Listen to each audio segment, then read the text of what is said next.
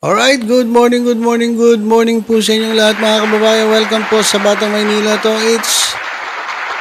Meron lang tayong update mga kababayan tungkol po sa Quadcom at kay Pangulong Duterte, kay former President Rodrigo Duterte. Kasi ang alam natin, base dun sa huli nating upload na video ay atin po bukas si former President Duterte. Schedule po bukas ang Quadcom. Pinakita ko po sa inyo yung sulat ng Quadcom kay former President. At ito naman si former President ay nagpaabot sa kanyang mga tao na siya po ay a-attend. So nagready na po si Pangulong Duterte at ang alam ko natanggap yung sulat kahapon at bumiyahe na po. Kagabi pa lang bumiyahe na ang former President. May picture nga rito mga kababayan, may papakita ko sa inyong picture Eto mga kababayan, so may picture, eto di umano ang picture ng pagdating ni dating Pangulong Duterte dito po sa Maynila from Davao. So ibig sabihin talagang handang-handa na itong dating Pangulo na harapin itong Quadcom kasi nagkakahamunan kasi sabi ni former president, pagsisisipain niya raw itong mga kongresista. At sabi naman ng mga mambabatas, kung matapang ka, dito tayo magsipain. Kung gusto mo kami sipain, humarap ka sa Quadcom at dito mo gawin yung binabalak mo, magpakalalaki ka. Ayun yung sinabi nung ilang mga miyembro ng Quadcom. Kaya, eto, mga kababayan, dumating ang sulat sa kanila kahapon. Ito, bumiyahe na po ang former President Duterte. Ayan mga kababayan sa ating screen. Ang problema mga kababayan, meron pong pagbabago sa schedule. Nako, eto na nga yun mga kababayan. Eto po yung nangyari.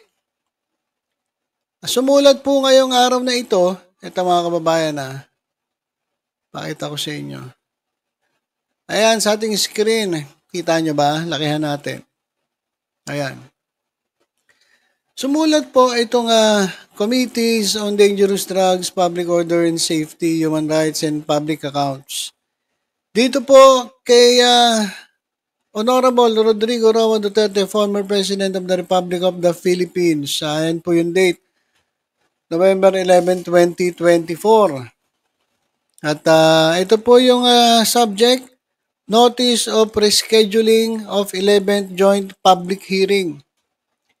So, ibig sabihin, i-reschedule po, mga kababayan. So, hindi na po bukas yung public hearing.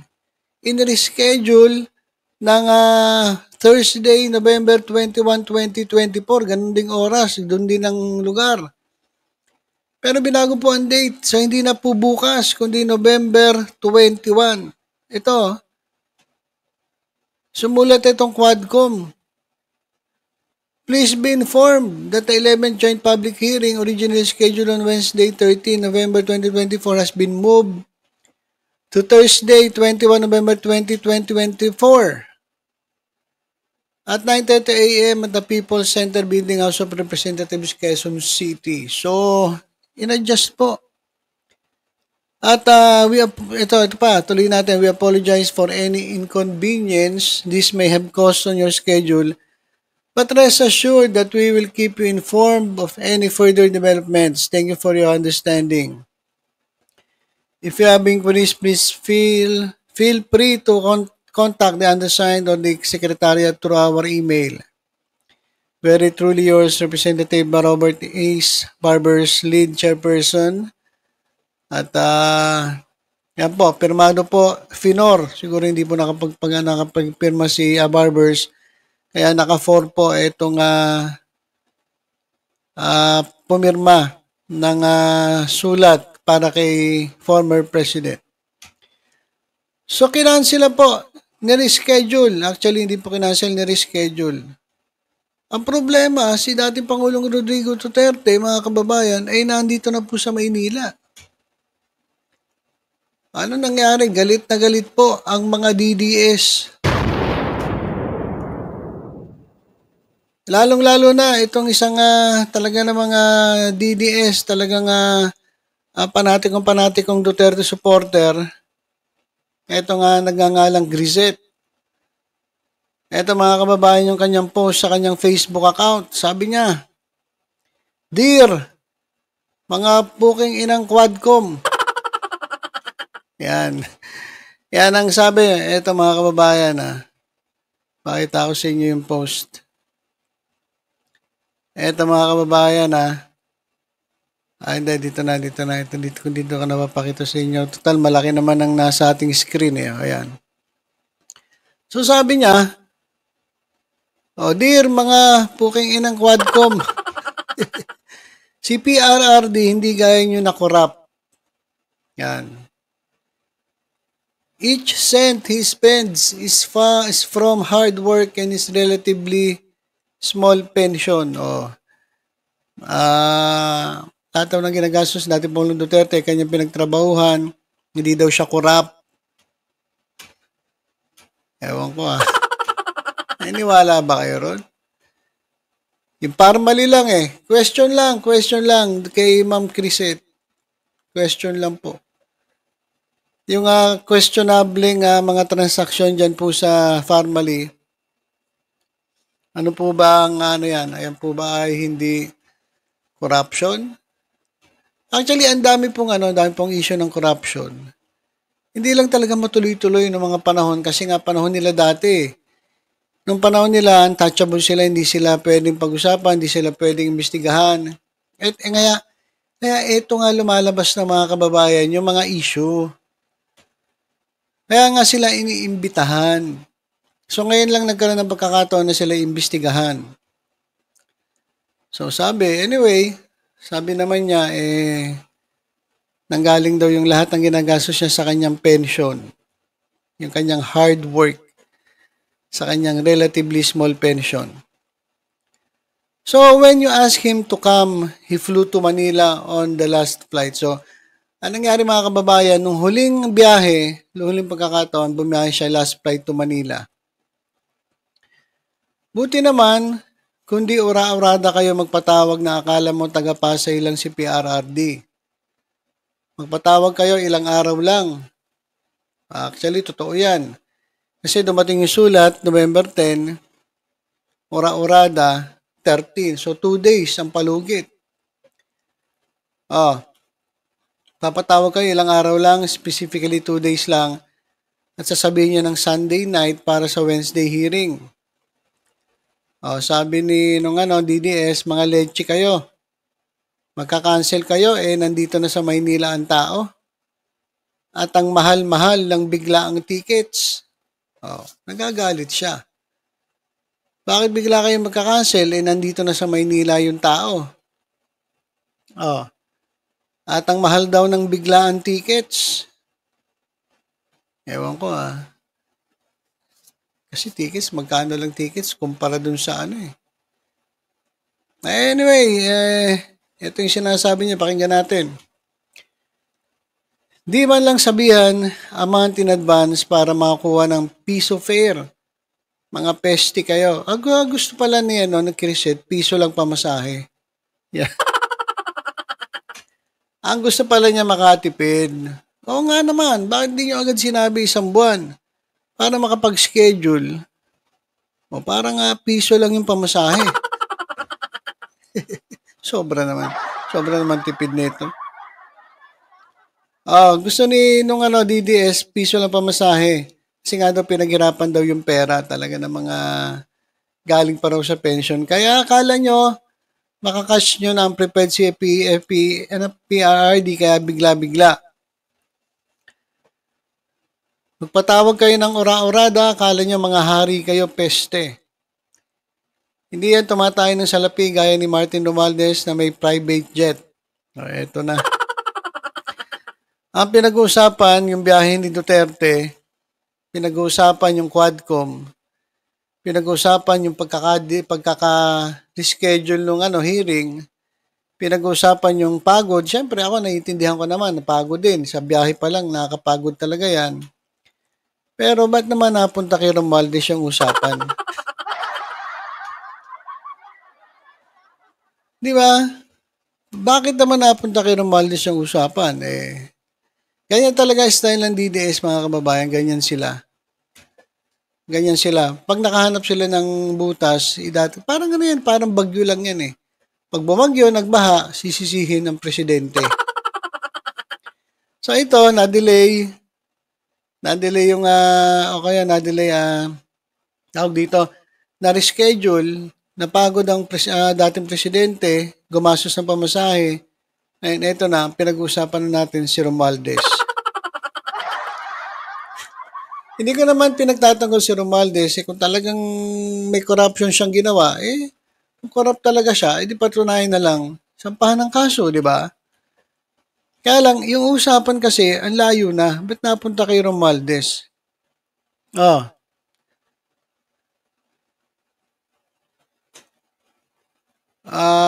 nasa na ba? Ah,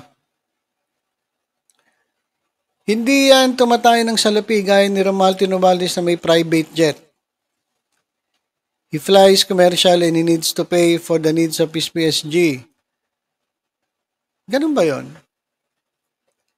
Yung PSG ba ang magpapasweldo niyan si former president na? Hindi na ba sagot ng gobyerno yung PSG? Kunyari, retired ka na. Yung mga PSG na naka-assign sa'yo, hindi na ba sagot ng gobyerno yan? Tanong ko lang, hindi ko rin alam. Pero hindi ba sagot ng gobyerno yan? Kasi sabi nung DDS, nagpapasweldo raw si ano. Hindi, baka yung needs. Pagkain. Pero alam ko may allowance yan eh. Diba? Alam ko may mga allowance yan. Pero syempre, pakakainin pa rin ng presidente yan. Pero may mga allowance siya na sagot ng gobyerno. He flies commercially and he needs to pay for the needs of his PSG. Mga king ina nyo, mga corrupt na congressman. Kabi galit na galit sa mga congressman ha. Ika-cancel nyo after mag-uo yung tao just because you thought he wouldn't call your bluff and now you are scheduling him for November 21 para makapag-research pa kayo, para makapagbayad kayo ng mga witnesses, mga leche kayo, para makagawa kayo ng stick to the plan stories. Mga leche kayo, di lahat kasing corrupt ninyo, punyeta kayo. Ang buong pamasahe ni PRD, isang dahon lang sa garden ni Romualdez. Daming mura. Babae ba to? Babae to pero grabe makapagmura.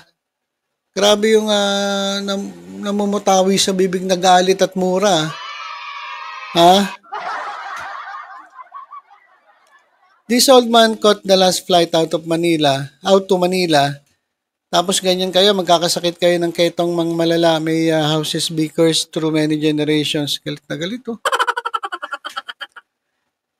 Galit na galit si Madam Crisette sa mga congressman dahil ni-reschedule. Hindi natin alam kung ano dahilan ng pag-reschedule, hindi naman sinabi. Pero hindi naman may iwasan yun eh. Pero, tapusin naman natin. May your children pay for your corruption and may you be alive to witness these tragedies. Galit na galit, sumumpa pa. Sinumpa pa niya talaga yung mga pamilya ng kongresista. Well, anyway mga kababayan, balik tayo sa issue. Ang layo na eh. Napunta na sa sumpaan, galit na galit sa mga kongresista eh. Alam niyo mga kababayan, sang-ayon ako sa kanya pagdating dun sa dapat, hindi ganito. Kasi tama naman pero mo, bumiyahe ka na pa Manila, tapos hindi tuloy. So, pagod, matanda na yun eh.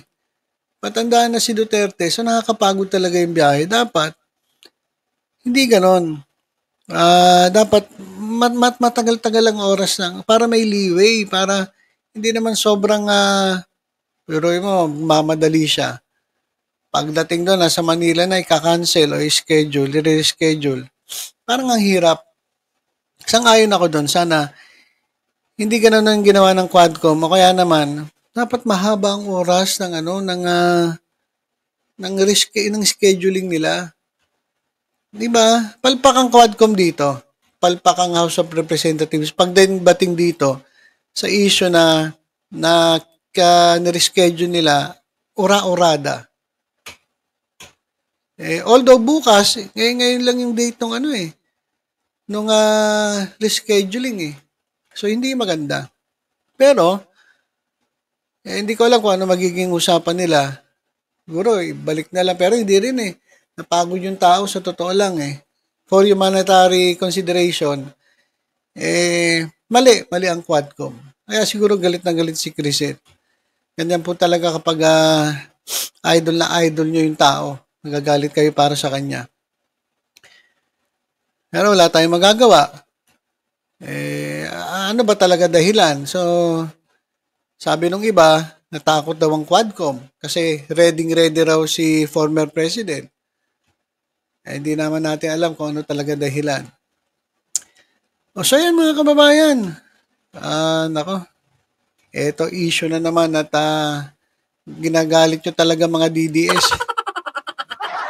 Galit na galit yung mga DDS, lalong-lalo na yan, yung isang Criset at yung iba pa. At yan, kung ano na pinagsasabi, pati si Romualdez na damay. Dahil dito sa pagkaka-reschedule ng Quadcom. So, ilang mga kababayan, update natin. So, hindi po tuloy ang Quadcom hearing bukas. Si dating Pangulong Duterte, nasa Maynila na pero babalik ng Davao. Kasi nga po, ang schedule ng susunod na Quadcom ay hindi na po bukas kundi sa November 21, araw po ng Huwebes. At dahil nga dito galit na galit ang mga DDS, dahil pinagod nyo lang daw yung matanda. Ako naman agree. Dapat talaga hindi ganon. Okay, so ilang muna mga kababayan. Basta tutok-tutok lang po dito sa Batang Maynila. Sa iba pang updates. Ingat po tayong lahat. God bless po.